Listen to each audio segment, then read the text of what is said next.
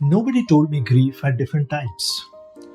I used to think grief was just someone dies, you're sad, and eventually you move on. But that's not how it works. Some griefs start before the person is gone. Some grief happen when nothing actually died. And some grief, the heaviest kind, is the grief nobody around you even sees. If you have ever felt like your grief doesn't count, this is for you. I'm Coach Deepak. I'm a grief educator, and honestly, I wish I didn't have to learn this stuff the way I did. But that's how it goes sometimes. Let me walk you through this because when you can name what you're feeling, it stops feeling like something is wrong with you. The first one, the grief, everyone knows, acute grief. This is the one most people think of, that raw, overwhelming grief that hits right after a loss. You can't eat, you can't sleep. The world keeps moving and you feel like you are standing still, like everything is unreal. When I lost my wife, I remember walking through a grocery store and thinking, how is everyone just buying vegetables like nothing happened? That intensity, that's not something broken in you. That's your mind and body trying to process a shock. It's supposed to feel that way. You're not supposed to function normally right after a loss. Nobody is. The second on the list is grieving before the loss. Anticipatory grief. This one surprises people. You can grieve someone who is still here. When someone you love is seriously ill, when you know what's coming, you start grieving before they are gone. You grieve the future you are about to lose. You grieve the person they used to be. You rehearse the goodbye in your head over and over. And here's what makes it so hard. People around you don't get it. They say, they're still here. Be grateful.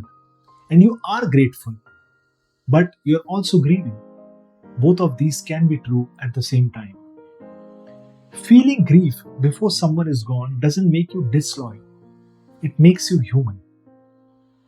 The next one is the grief nobody validates. It's called as disenfranchised grief.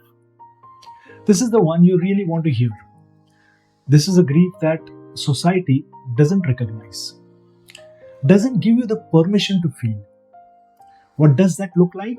It looks like losing a pet and someone says, it's just an animal.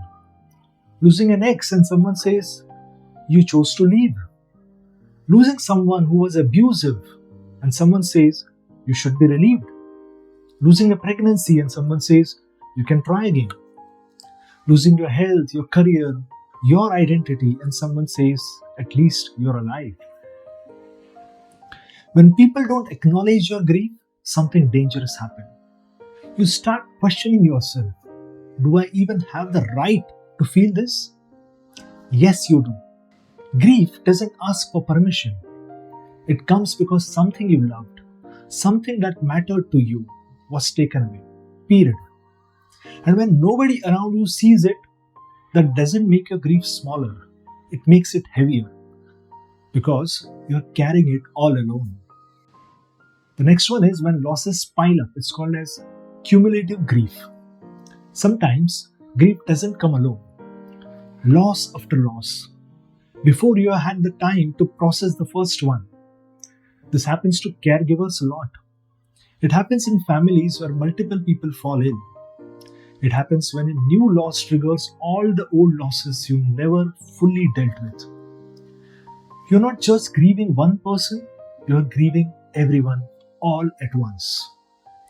If this is where you are, you're not weak. You're carrying more than anyone should have to, and you deserve support. The fifth one is when grief that won't ease.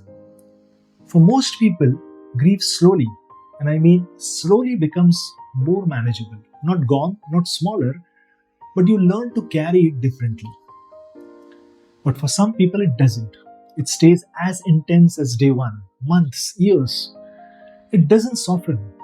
You feel stuck, like you are reliving the loss every single day.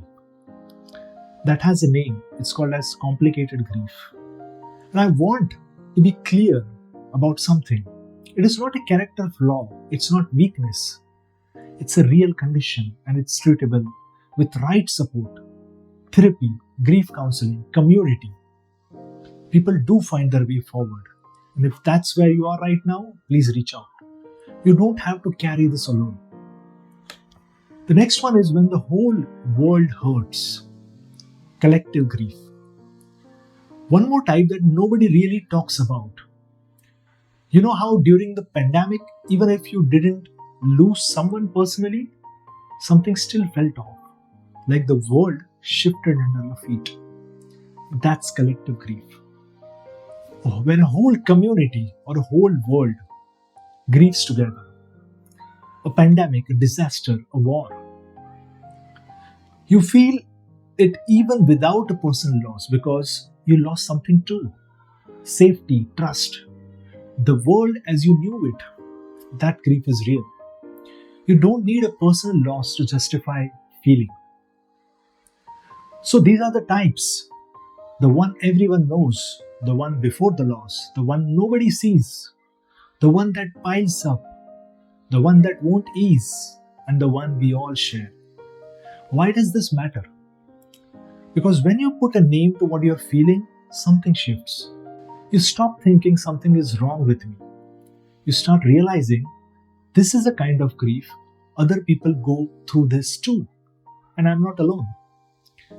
If you have watched this and realized your grief isn't the kind people talk about, hear me. Your grief is real. Your pain is valid. You don't need anyone's permission to grieve what you lost. Subscribe if you want a space where every kind of grief is recognized, not just the one people approve of. And tell me which type resonated with you today. Sometimes just naming it out loud makes it little lighter.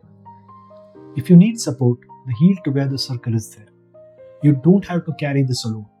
Every kind of grief deserves to be seen. Be gentle with yourself.